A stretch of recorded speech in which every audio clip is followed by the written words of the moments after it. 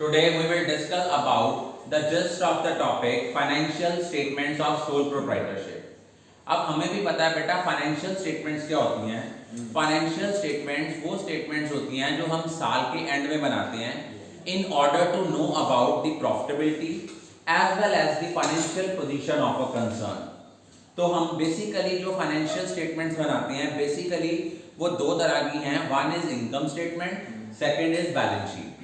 अब income statement को हम दो पार्ट्स में बाइफरकेट करते हैं।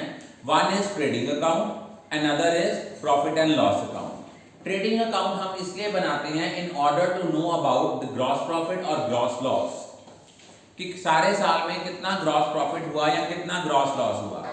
ग्रॉस प्रॉफिट हम कैसे कैलकुलेट करते हैं? It is the excess of sales over cost of goods sold, कि आपकी सेल्स जो है वो आपके कॉस्ट ऑफ गुड्स सोल्ड से जितनी ज्यादा होगी उतना आपका ग्रॉस प्रॉफिट होगा। बट अगर आपकी कॉस्ट ऑफ गुड्स सोल्ड ज्यादा है और आपकी सेल्स कम है तो आपका ग्रॉस लॉस होगा। ट्रेडिंग अकाउंट की दो साइड्स होती हैं, डेबिट साइड और क्रेडिट साइड। ट्रेडिंग अकाउंट की डेबिट साइड पे आता है opening stock, net purchases.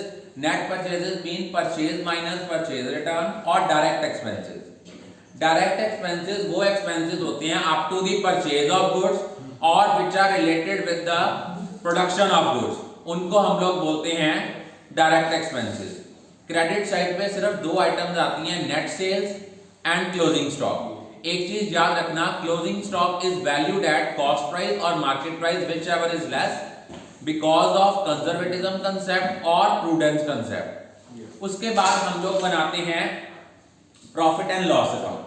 Profit and loss account जो है इसको हम स्टार्ट करते हैं बाय ट्रांसफरिंग ग्रॉस प्रॉफिट और gross loss calculated in trading account. अगर हमने ग्रॉस प्रॉफिट जो आया था ट्रेडिंग अकाउंट में उसको हमने प्रॉफिट एंड लॉस अकाउंट की क्रेडिट साइड पे ट्रांसफर करना है by gross profit brought down. अगर ट्रेडिंग अकाउंट से ग्रॉस लॉस आया है तो प्रॉफिट एंड लॉस अकाउंट की डेबिट साइड पे आएगा to gross loss brought down.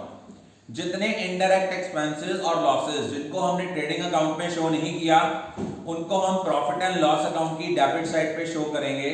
To indirect expenses, it can be loss on sale of asset, carriage outward, commission paid और bad debts, interest on loan. ये सारी चीजें जो है वो कहाँ आएंगी?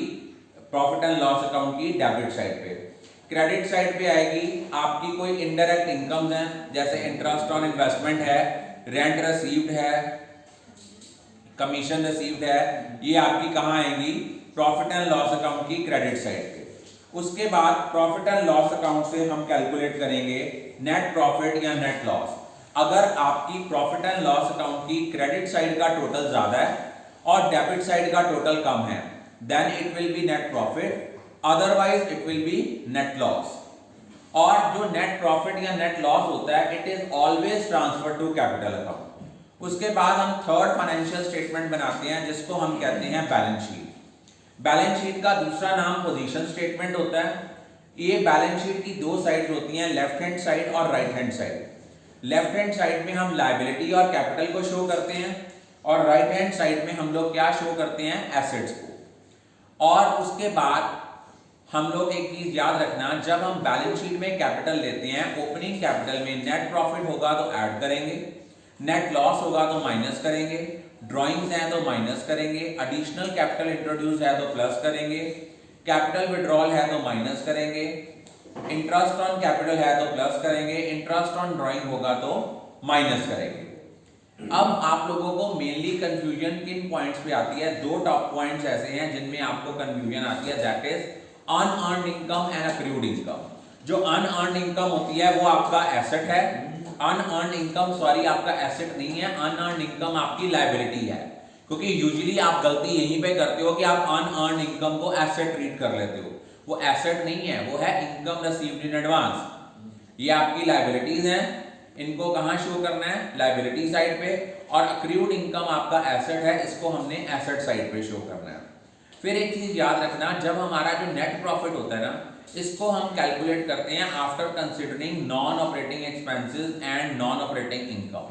अगर हमने ऑपरेटिंग प्रॉफिट निकालना है तो हमने नेट प्रॉफिट में ऑलरेडी पहले नॉन ऑपरेटिंग एक्सपेंसेस माइनस हुए थे उनका इफेक्ट खत्म करने के लिए उसको ऐड बैक करेंगे, और नॉन ऑपरेटिंग इनकम एडेड होती हैं, उसका इफेक्ट खत्म करने के लिए उसको क्या करेंगे, माइनस करेंगे। नॉन ऑपरेटिंग एक्सपेंसेस ऐड होंगे, नॉन ऑपरेटिंग इनकम माइनस होंगी नेट प्रॉफिट में, then you will calculate the operating profit. Is it clear? I think all of you are clear about